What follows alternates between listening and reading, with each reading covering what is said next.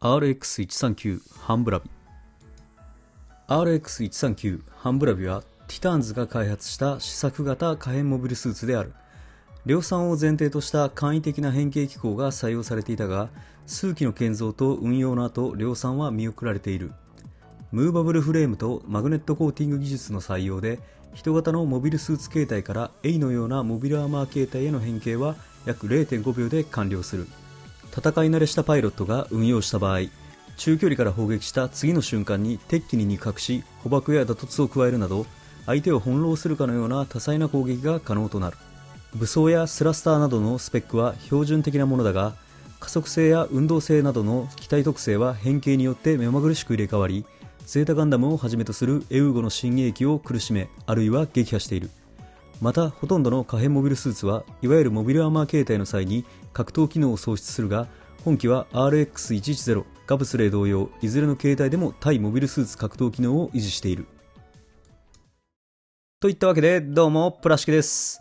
本日は機動戦士ゼータガンダムに登場する可変モビルスーツハンブラビを作っていきたいと思います。販売日は2012年8月25日発売、販売価格は1870円となっています。前回のアッシマーに続き、今回は機動戦士ゼータガンダムから可変モビルスーツであるハンブラビを選びました。こちらを作っていきたいと思います。前回のアッシマーのモビルアーマー形態への変形、かなり出来が良かったので、こちらのハンブラビ、実際のモビルアーマー形態への変形、どのようになっているのか、しっかりと見ていきたいと思います。かなり独特のモビルスーツ、作っていくのが楽しみです。それでは早速内容物をチェックしていきたいと思います。内袋はこのように4袋になっていました。ランナー数ですが、このような感じになっていました。HG なのでランナー数自体も多くないですし、中には小さいランナーもあるので、数としてはそこまでないのかなといった印象でした。それではランナーをチェックしていきたいと思います。まずこちら A ランナーになります。今回ハンブラビすべて新規のハンブラビのランナーとなっていました。カラーリング、このブルーのカラーが特徴的ですね。モールドなんかは控えめな感じの印象を受けました。結構シンプルなイメージになっています。こちらのランナーも比較的シンプルな構成ではないでしょうか。ちょっと曲がってました。そしてこちら白いパーツ、こちらのパーツ類なんかもマニピュレーターなど結構種類が入ってそうですね。で、こちらが海蛇と言われる武装のパーツですね。結構細かいパーツとなっています。そしてこちらが動力パイプ、少し柔らかい素材でできていました。こちらなんかもモールド、内部ですけどモールド結構シンプルめな感じがしますね。そして唯一このパーツのみウェポン01というランナーが入っていました。そしてビームサーベル、また曲がっていました。3連続で当たりを引いてます。そしてポリキャップは PC001。そしてリード線もこのような形で入っていました。形つけることができますね。ホイールシールはこのようなシンプルなホイールシールとなっています。それでは説明書を見ていきたいと思います。カラーと白黒での見開きタイプの説明書となっていました。工程的にはそこまで難しい組み立てはないのかなといった印象を受けました。そしてカラーページにはこのようにハンブラビの情報なども記載されたページが載っています。そして出ました。ティターンズ所属の様々なモビルスーツを HGUC で確認せよ。このページ好きなんですよね。そしてパーツ切り出してみましたが、そこまでパーツやはり多くないですね。少ない方かなと思います。細かいパーツも少なかったです。それでは早速組み立てていきたいと思います。まずは頭部と胴体パーツから組み立てていこうと思います。こちらハンブラビ特殊な形状をしているので、頭部と胴体が一体となったような組み立て方になっていました。この独特の風貌、エイというかイカというか、まあすごい珍しい形のモビルスーツですよね。そして動力パイプなど細かい部分も色分けされているんですよね。HG にしては結構細かい部分まで作られているのかなといった印象を受けました。このようにポリキャップで接続し、このバインダー位置も取り付け、そしてポリキャップ軸ですが、かなり色分けとかも細かくされているんじゃないでしょうか。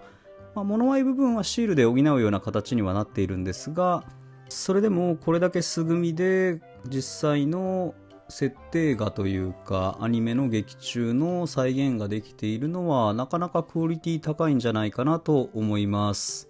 結構なんていうんですかね、この白いパーツと青いパーツと紺色のパーツと赤いパーツとこの動力パイプの緑が結構コントラストがいいんですよね。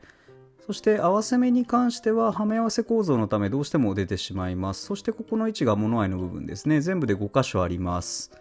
合わせ目に関してがっつり出るっていう話をしたんですが、前塗装派の人は少し手間がかかるかなといった印象を受けた胴体部分と頭部パーツでした。続いて腕部パーツ見ていきたいと思います。腕部パーツもはめ合わせが基本になっていましたね。そしてこのように内部構造になっていました。基本軸ポリキャップでの接続になっています。マニピュレーターこのように平手と握り手と持ち手の3種類付属していました。リベレーターはこういうような形で接続ですね。ポリキャップでの接続となっています。そして腕部完成ですね。前腕部などどうしても合わせ目がこちらも出るようになっていました。こちらの黒部分は動くように可動域が設けられています。結構シンプルな腕部となっていました。白と青のコントラストといった形ですね。特に特殊な作り方をしているといった感じはありませんでした。続いて脚部パーツを作っていきたいと思います。脚部パーツも基本的にははめ合わせ構造になっているんですが、結構色分けされていましたね。こちら内部の構造このようになってます。そしてはめ合わせとパーツ分割はある程度されています。このような感じの脚部の内部構造となっていました。そしてすねの部分をはめ合わせ、このバインダー位置もはめ合わせといった感じになっています。こちらサイドアーマーみたいな形の部分も脚部に取り付ける仕様となっていました。脚部完成しました。すね部分とふくらはぎ部分など太もも部分もですかね、合わせ目ちょっとがっつりと出てしまうような作りとなっています。ただこの脚部結構スマートな感じなんですよね。この足裏肉抜きもないんですが、足先がちょっと尖っているのでスマートな感じに全体的に見える脚部となっていました。続いて過去一パーツ数の少ない腰部パーツとなっています。今まで作ってきた中で一番パーツ数少ないかもしれないですね。スカート関係全くないような腰部パーツとなっていました。そして腰部の下の部分にはアクションベース用の穴が開いていました。そしてこちらフェダーインライフルと言われる武装ですね。こちらも独特の形状をしてますね。こちらもモナカ構造の単純な構造なんですが、一部分このように可動域が設けられている武装パーツとなっていました。なかなか特殊なちょっと細い感じの武装になっていますね。そしてこちらビームライフルをこのように取り付けることができます。これもまた特殊な感じがしていいですね。そしてこちらがハンブラビといえばという武装ですかね。この海蛇。こちらでリード線使うようになっていました。この持ち手の部分と先端の部分がパーツで分けられています。リード線がある程度形状を記憶できるので、しっかりとこういった形で曲げたりとか伸ばしたりっていうのが可能になっていました。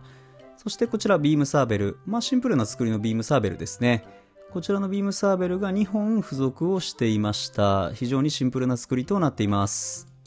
さあ、それでは全てのパーツが揃ったので、取り付けと可動域などを見ていきたいと思います。まずこちら腰部と脚部はポリキャップでボールジョイントでの接続となっています。この下半身どうでしょう。結構スマートな感じですね。このサイドスカート的な部分動きますね。そして開いた可動域はこの程度までしか開かないようになっていました。そして前後の可動域は干渉するものがないのでかなり広めの可動域となっています。そして膝部分はやはり可変モビルスーツだけあってかなり可動域広いですね。そして足首もこのように結構柔軟に動くようにできています。ここは可動域かなり広いです。こんな感じで前後に動かすことができるようになっていました。かかととつま先は動かないですね。このような作りとなっています。結構スマートな下半身となっていました。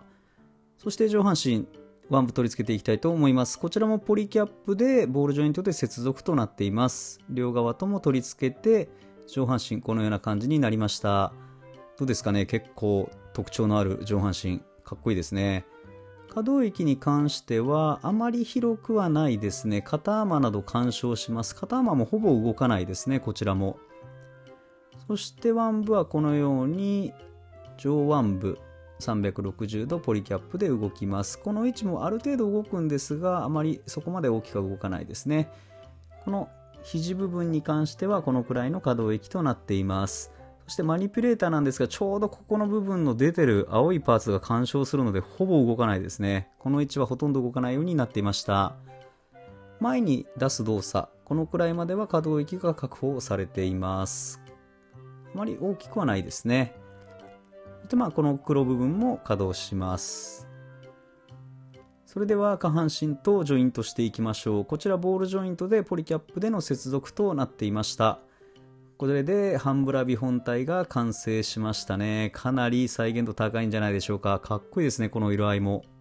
そして胴体部分の可動域ですが、ボールジョイントでのポリキャップ接続のため、ある程度の可動域はあるのかなといった感じでした。少しひねることも可能になっていましたね。前後も少しだけ動くようになっています。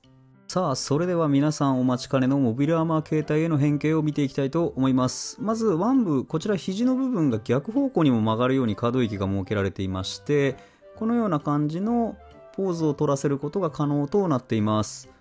そしてこのように足部を思いっきり曲げて収納すると、すねの部分のこのスラスター的な部分が出てきます。このような感じになりますね。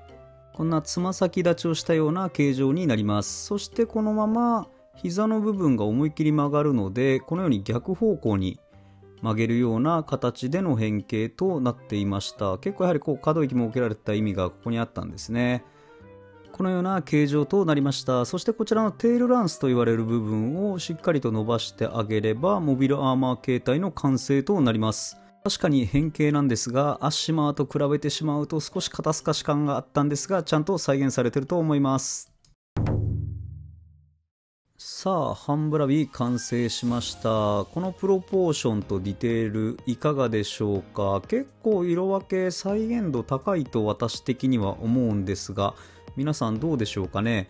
結構細かい部分まで言うとその色分けもちろん必要にはなるんですが、単純に素組みだけでここまで再現できてるのは結構僕はすごいなとは思うんですが、この独特の形状をしたハンブラビをですね、かなりかっこよく仕上がってるんじゃないでしょうかね。それでは武装類見ていきたいと思います。このようにフェダーインライフル持たせることが可能となっています。このような形で平手もついているので、両手持ちしたような形状を取ることもできます。そしてこのようにビームサーベルを持たせるような形を取ることも可能になっています。そしてこちらが海蛇、ハンブラビといえばという武器ですね。このように形状をしっかりと保持することも可能になっています。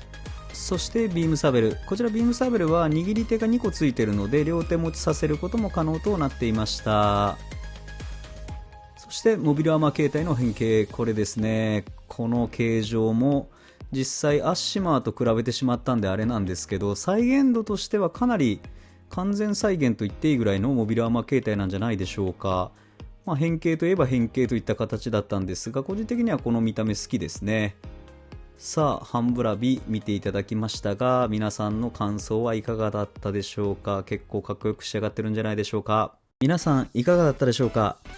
今回 HGUC144 分の1ハンブラビを作った感想ですが、少し古めのキットにしては色分けもある程度されていて、とにかくプロポーションがいいキットになっていると感じました。可動域に関しては上半身が少し控えめな箇所があったのと、マニピュレーターの補助力が弱いのが悪い点だったかなと思います。合わせ目に関してはがっつりと出る箇所も多いので、全塗装派の方は処理に苦労しそうな印象でした。変形自体は簡易的な変形だったので、アッシマーほどの感動とはいきませんでしたが、それでも十分に変形できていたと思います。モビルスーツ、モビルアーマー形態ともにこの独特な形状をしたモビルスーツの再現度が高く、素組みでの状態でも見た目だけで言えばかなり仕上がっているキットではないでしょうか。立ち姿もかっこいいです。ゼータシリーズの可変モビルスーツキットは完成度の高いキットが多いような気がします。故に人気で再販のたびに争奪戦になるんでしょうね。ハンブラビは価格もお手頃で組み立てやすさもあり、仕上がりもいいので手に入れた際にはぜひ作ってみてほしいと思います。できれば本当は3体欲しいとこなんですけど、なかなか手に入らないですよね。それでは今回はこの辺で、初めての方もいつも見てくれている方もご視聴ありがとうございました。よかったらチャンネル登録などしてもらえるととても嬉しいです。それではまた次の動画でお会いしましょう。